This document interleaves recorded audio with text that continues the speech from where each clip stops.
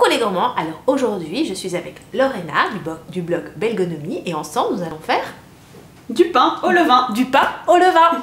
Ton levain, comment tu l'as démarré ton levain? Comme beaucoup de Bruxellois, de Belges, je l'ai démarré il y a quasi 2 ans lors du premier confinement.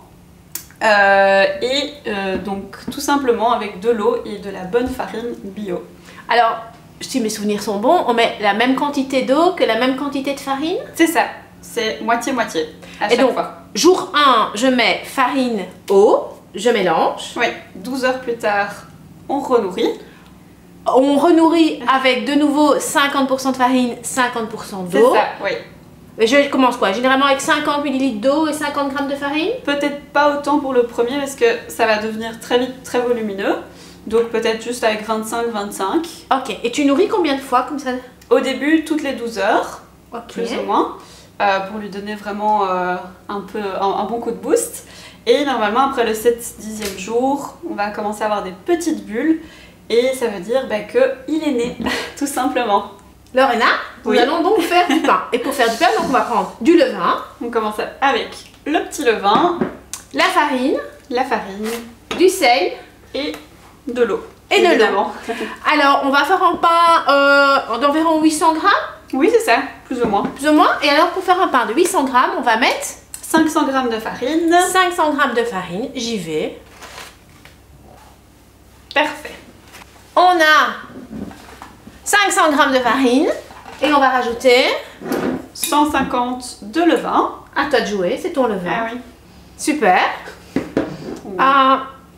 Maintenant, on va mettre du sel ou d'abord de l'eau? De l'eau. Combien? 350. On attend un petit peu avant de mettre le sel? C'est ça. Donc maintenant, on va juste un petit peu mélanger. Laisser reposer une trentaine de minutes minimum, idéalement. Et ensuite, on mettra le sel juste avant de pétrir la pâte avec le robot. Ok. Alors, pour pétrir, on met l'ustensile pétrin. Et pendant que moi je mets l'ustensile, toi tu vas mettre une petite cuillère de sel. Les petites cuillères font 2 grammes, donc c'est facile. Tu peux mettre ce que tu veux, en sachant que, voilà, ça fait 2 grammes. Parfait. Et on y va. On mélange. Vitesse numéro 1. De la farine. Oui. Maintenant, on récupère notre pâte. Et effectivement, elle est pas mal. Quand on fait comme ça, et que ça colle pas trop au doigt, c'est que c'est bien. C'est que c'est bien. Donc la petite astuce pour vérifier que votre pâte est correcte, vous appuyez dessus. Et il faut que ça colle un petit peu, mais pas trop. Mais pas trop. Alors, pour tout vous dire, j'ai été à un atelier de pain.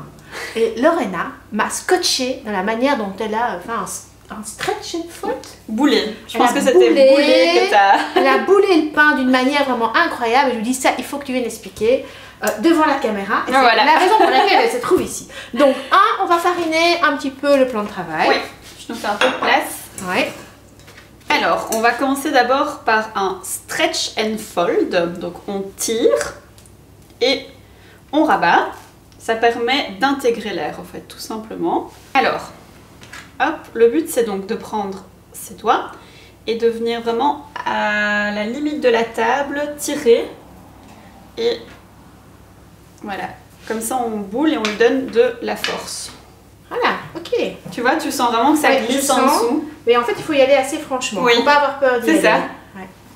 Okay. Mais normalement, si on a boulé par exemple donc dans un sens, hop, on vient mettre ce qui est en dessous, dessous, au-dessus, tout simplement. C'est surtout ça qui est important. Ok. C'est d'avoir l'espèce d'en... Donc ce qui est contre la table va aller au-dessus après. Ok. Oui. Donc le pain, il va reposer... Oui, toute une nuit. Toute une nuit au frigo. Au frigo. C'est ça. Bon ben voilà. Et voilà, après une nuit au frigo. Oui. Enfin, on a un peu triché, on l'avait déjà mis à l'avance. Hop, on le retourne donc comme ceci. On n'y touche pas trop pour éviter qu'il se dégonfle. On met dans la cocotte. Alors j'ai mis mon four à 250 degrés. Je mets le couvercle et j'enfourne. 20 minutes avec couvercle et 30 minutes sans. Allez, c'est parti! Donc le voilà, il est encore chaud, il est magnifique. Le levain... Il faut pas oublier de le nourrir si on le garde en dehors du frigo. Ok, et si par exemple je le remets, donc j'ai une belle texture un peu d'une pâte à tartiner. C'est ça, oui. Pas trop liquide. Pas trop liquide. S'il est un peu trop liquide, je mets un peu plus de farine. C'est ça, il n'y a pas de souci. S'il est un peu trop épais, je mets un peu plus d'eau. Un peu plus d'eau. Ok. Je l'utilise pas pendant plusieurs jours, je le mets au frigo. Ah oui, donc nourri et directement au frigo. Nourri directement au frigo. Je le sors. Oui, 3-4 heures avant et Et voilà. je recommence. Et tu nourris et puis tu peux utiliser pour faire un joli pain. Voilà. Lorena, merci. Merci à pour toi tous de tes m'avoir bons accueilli. conseils. Et n'hésitez pas si vous avez des questions, des commentaires. N'hésitez pas à vous abonner à nos comptes Instagram. N'est-ce pas? Et à bientôt pour de nouvelles gourmandes aventures. Salut!